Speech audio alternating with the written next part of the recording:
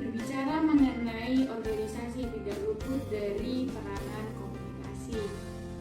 Ketika manusia berkomunikasi dalam sebuah organisasi, mereka membutuhkan sebuah sistem untuk mengatur alur sebuah informasi.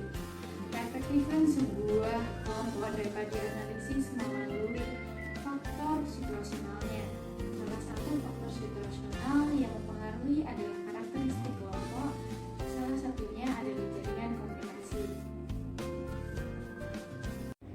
Jaringan komunikasi organisasi merupakan satu saluran di mana informasi melewatinya dari individu yang satu ke individu lainnya. Jaringan tersebut mengandung alur informasi dan ia mencerminkan interaksi formal antar anggota organisasi. Suatu jaringan dalam sosiologi lazim dikonsepsikan sebagai suatu tipe hubungan antar aktor dengan ditandai oleh bentuk interaksi timbal balik yang simetris. Setiap hubungan antar aktor yang terjalin dalam masyarakat adalah suatu bentuk jaringan. Karena itu, dasar hubungan sosial yang berbeda akan melahirkan jaringan yang berbeda pula. Di sini saya akan menyampaikan presentasi saya mengenai jaringan komunikasi yang dibagi menjadi 5.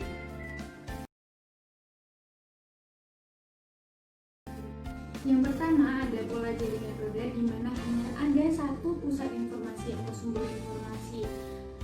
Ada seorang pemimpin yang menjadi fokus perhatian. Ia dapat berhubungan dengan semua anggotanya, tetapi anggotanya hanya dapat berhubungan dengan pemimpinnya saja. Lalu contohnya berada ketika melakukan presentasi di mana pusat informasi atau sumber informasi berada di pembicara. Lalu audiens hanya mendengarkan informasi dari pembicara. Ada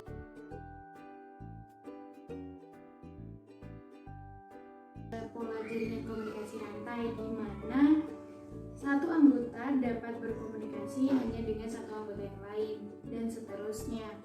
Si A dapat berkomunikasi dengan si B dengan berkomunikasi dengan si C dengan si D dan seterusnya.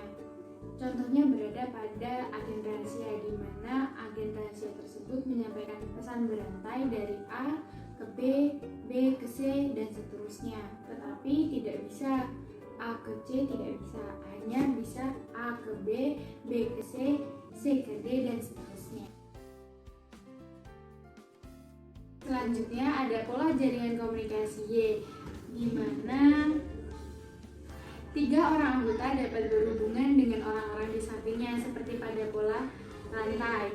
Tetapi ada 2 orang yang hanya dapat berkomunikasi dengan 1 orang di sampingnya.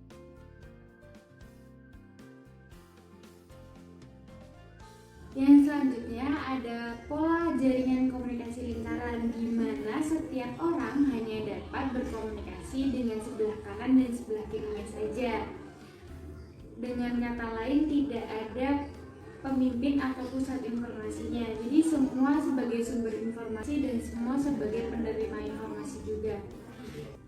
Contohnya terdapat dalam perusahaan. Staf dapat menyampaikan keluhan kepada PR internal perusahaan dan staf lainnya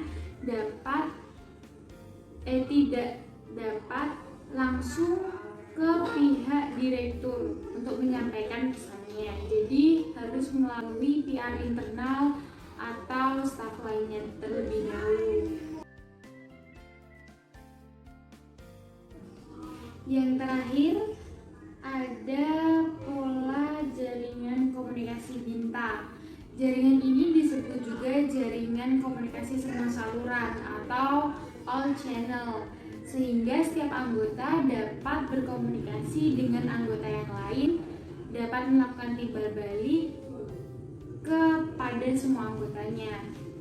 Contohnya berada ketika rapat organisasi. Jadi ketika rapat organisasi, semua dapat menyampaikan pendapat, semua dapat menerima pendapat, dan semua dapat berkomunikasi, melakukan timbal balik juga. Sekian video presentasi yang dapat saya sampaikan. Semoga menambah wawasan teman-teman mengenai pola jaringan komunikasi. Sekali lagi sekian, terima kasih. Kurang lebih saya mohon maaf. Wabillahi taufiq wal hidayah. Wassalamualaikum warahmatullahi wabarakatuh.